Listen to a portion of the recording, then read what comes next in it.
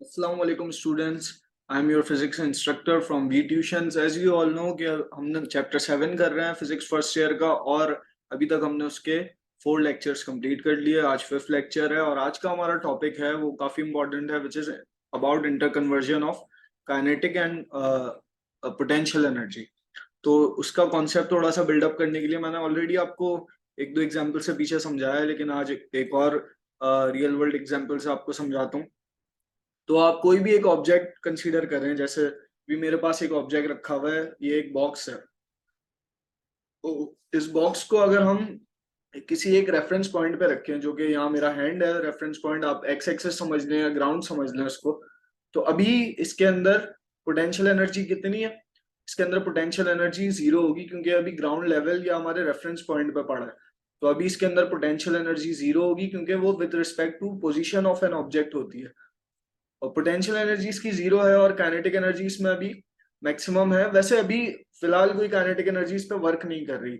उसकी वजह यह है कि ये मोशन में नहीं है। Kinetic energy with respect to its motion होती है।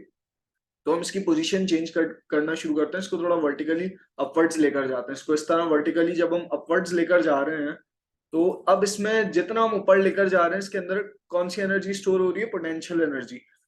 और जब ये अपने पीक पॉइंट पर पहुंच जाएगा और अब वहां से हम इसे छोड़ेंगे, तो ये वापस जब नीचे आया, तो ये कैसे आया कि पोटेंशियल एनर्जी जो स्टोर हो गई थी, अब जब हमने वहां से इसे छोड़ा तो वो पोटेंशियल एनर्जी वर्किंग में आई और वो उसको इस ऑब्जेक्ट को हल्के हल्के ऐसे नीचे लाने लगी। अब हमने तो इसको ऐसे इंस्टेंटली देखा नीचे आते हुए, लेकिन अगर हम इसको स्लोमो में देखें तो हल्के हल्के ये ऐसे नीचे आ रहा है। अगर तो जिस पॉइंट पर, मतलब जिस पॉइंट पर अगर हम एक खास पॉइंट पर इसको स्टडी करें, तो हमें पता चलेगा कि जैसे जैसे पोटेंशियल एनर्जी इसकी डिक्रीज हो रही है, इसके अंदर काइनेटिक एनर्जी इंक्रीज हो रही है। मतलब इसका मोशन इंक्रीज हो रहा है।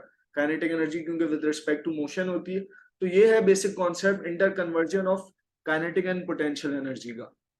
जिस पॉइंट पे पोटेंशियल एनर्जी आपकी मैक्सिमम होगी, काइनेटिक एनर्जी उस पॉइंट पे जीरो होगी। और जिस पॉइंट पे काइनेटिक एनर्जी मैक्सिमम होगी, पोटेंशियल एनर्जी जीरो होगी। और मैक्सिमम से जब जीरो की तरफ जाने के लिए वो अपना सफर स्टार्ट करेगी, मतलब कम होती रहेगी पोटेंशियल एनर्जी लेट से मैक्सिमम पे, और वो कम होना शुरू हो रही है। तो जैसे जैसे वो डिक्रीज होना शुरू होगी, हमारी काइनेटिक एनर्जी यहाँ से इंक्रीज होना शुरू हो जाएगी।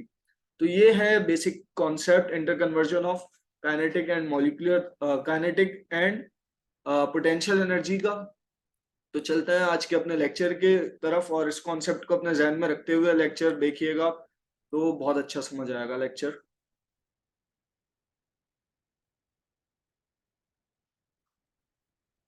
Inter conversion of kinetic and potential energy.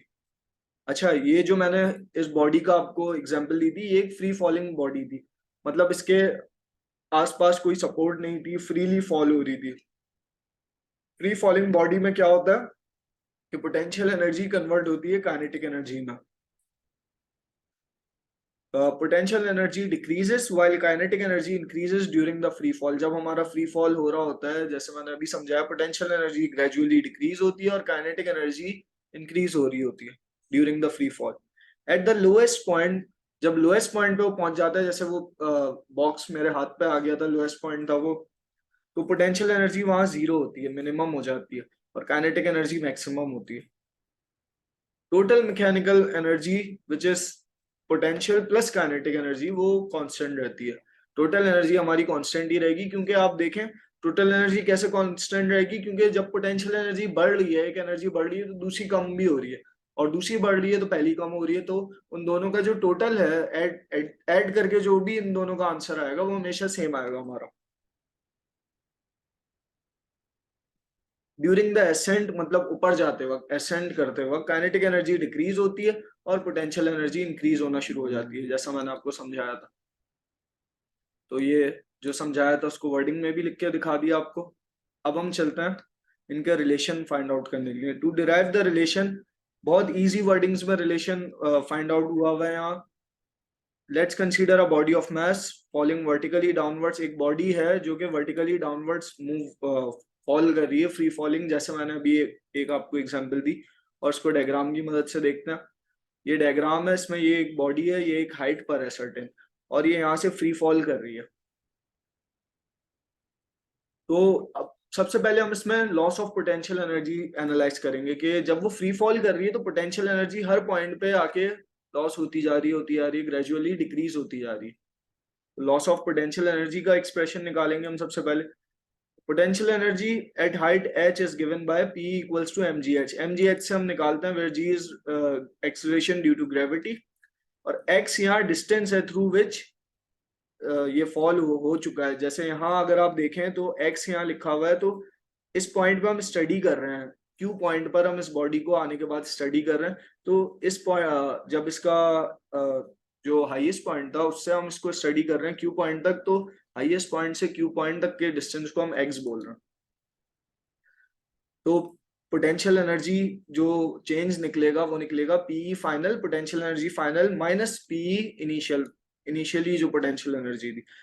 तो फाइनल इनिशियली हमारी क्या थी, जो जब हाईएस्ट पॉइंट पे था mgh थी, ओके, और फाइनल हमारी इस पॉइंट पे Q पॉइंट पे आने के बाद हो गई mgh माइनस x, क्योंकि हमने x डिस्टेंस वापस कवर कर लिया ना, जितनी हाइट थी हमारी उससे हम रिटर्न x वापस नीचे आ गए तो माइनस x कर दिया।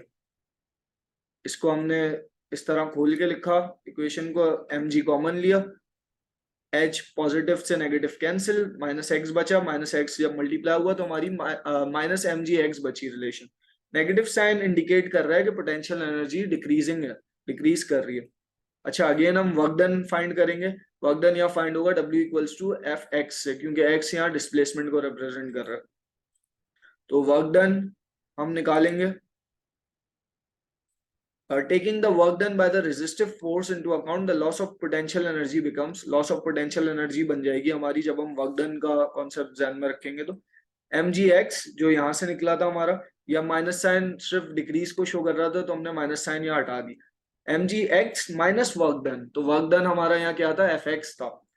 mgx माइनस वर्क डन, तो mgx माइनस fx हो गया है हमारे पास। बहुत सिंपल स्टेप्स हैं, कोई इसमें रॉकेट साइंस नहीं है। ये फाइनली हमारा रिलेशन बन गया लॉस ऑफ पोटेंशियल एनर्जी का, which is mgx minus fx, या यूं कह लें mgx माइनस वर्क डन, और यहाँ हमारा वर्क डन fx के बराबर था। तो ये finally loss of potential energy हमें किसी भी पॉइंट पे निकालनी है तो उसके लिए ये फॉर्मूला हमारा कारीगर है, काम करेगा। और नेक्स्ट है हमारा गेन इन काइनेटिक एनर्जी। अब हम गेन इन काइनेटिक एनर्जी को स्टडी करेंगे। अच्छा, एट हाइट h, अच्छा सबसे पहले काइनेटिक एनर्जी हम शो किससे करते हैं, काइनेटिक एनर्जी शो होती है हाफ mv स्क्वायर से, और v यहाँ वेलोसिटी को रिप्रेजेंट करता है। At height h the initial velocity of body is assumed to be zero. जब h पॉइंट पर हम लेकर गए थे बॉडी को तो उसकी इनिशियल वेलोसिटी जीरो थी। एज इट फॉल्स, जब वो फॉल होना शुरू हुई तो एक्सेलरेशन उसमें होती गई और उसकी जो वेलोसिटी थी वो फाइनल वेलोसिटी v पर पहुंच गई एट हाइट h। तो गेन इन काइनेटिक एनर्जी हम दिखाएंगे के ई फाइनल, मतलब फाइनली जो के ई आया हमारा जो फाइनल पॉइंट जहां हम स्टडी कर रहे हैं, और के ई इनिशियल जो इनिशियल था। तो इनिशियली जैसे मैंने बताया था कि वेलोसिटी जीरो थी तो v की जगह हमने जीरो लिख दिया हाफ एम वी स्क्वायर के रिलेशन में, और यहाँ v स्क्वायर ही रहा। तो यहाँ हमारे पास ये पूरी टर्म जीरो हो गई, हमारे पास हाफ एम वी स्क्वायर बचा। Again, to find the final velocity v, we can use the equation of motion. Final velocity v के लिए हम ये equation of motion use कर रहे हैं, vf square equal to vi square plus 2as. Considering the initial velocity vi to be zero, initial velocity vi zero consider कर रहे हैं हम, क्योंकि जीरो ही निकल रही थी जब हम ऊपर लेकर जा रहे हैं हाइट पे ऑब्जेक्ट को, और acceleration a minus g consider कर रहे हैं क्योंकि डाउनवर्ड्स डायरेक्शन में। तो ये वैल्यूज हमने पुट की जब इसमें vi जीरो पुट हो गई vf की इक्वेशन vf के फॉर्मूला में, और ये माइनस जी पुट हो गई, s की जगह x पुट हो गया। तो हमारे पास फाइनली जो इसका आंसर आया वो आया v स्क्वायर का आंसर आया 2gx। अच्छा, यहाँ हमने vf की जगह v क्यों लिख दिया, क्योंकि हमारे पास यहाँ हमने कंसीडर किया था vf फाइनल वेलोसिटी v के बराबर, हमने पीछे ही कंसीडर की थी।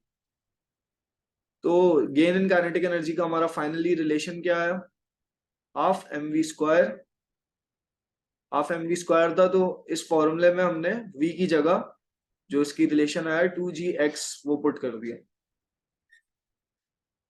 अच्छा, यहाँ जो x है ये बेसिकली h होना था। h क्यों होना था? क्योंकि x भी डिस्टेंस को शो कर रहा है और h भी डिस्टेंस को शो कर रहा है। जस्ट हम इन दोनों को सेपरेट लिखते हैं ताकि काइनेटिक एनर्जी और पोटेंशियल एनर्जी को अलग अलग हम स्टडी कर सकें। x को हम डिस्टेंस लिखते हैं इन पोटेंशियल एनर्जी, और h हाइट, हाइट के लिए यूज होता है। तो यहाँ हम x लिखें h लिखें एक ही बात है। तो यहाँ इन्होंने हाफ m, अच्छा ये हाफ क्योंकि 2 अपॉन में था, इस 2 से कैंसिल हो गया, आपके पास mgh बचा। हाउएवर दोबारा से वही वर्क डन वाला कॉन्सेप्ट जो हमने पीछे किया था, ये माइनस वर्क डन भी करना है इसके साथ। तो वर्क डन यहाँ एफ एच लिया हमने, पीछे एफ एक्स लिया था, अगेन वही कॉन्सेप्ट। तो गेन इन काइनेटिक एनर्जी आपके पास फाइनली क्या आ जाएगी? M g h minus f h. ये आपकी फाइनल रिलेशन बन गई इसकी। पहले लॉस ऑफ पोटेंशियल एनर्जी हमने स्टडी किया, फिर गेन इन काइनेटिक एनर्जी।